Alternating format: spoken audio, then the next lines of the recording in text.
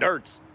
All right, now we are at Preservation Park, surrounded by beautiful Victorian homes that represent the American era that came after Mexican rule.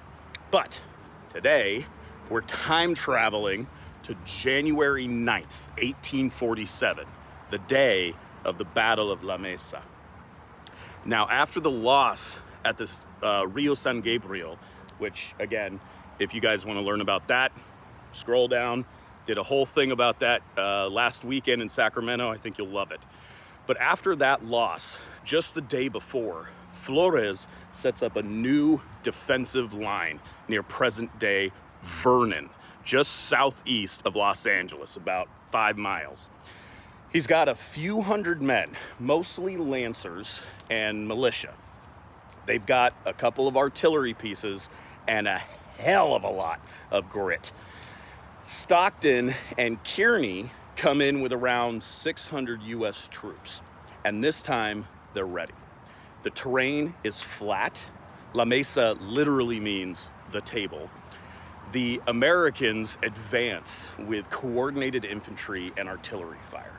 The Californios respond with a cavalry charge, lances raised. But they're met with a wall of bullets and cannon shot, and the charge breaks.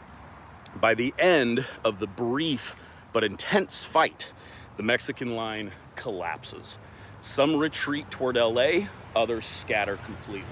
It's a clear United States victory.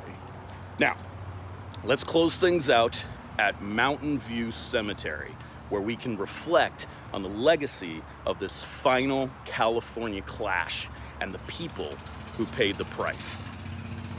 Another thing I want to highlight is, I didn't really get to talk about it in the last video, the Ohlone Indians that lived here, this whole area, basically what is now 7 present-day cities belong to the Ohlone Indians.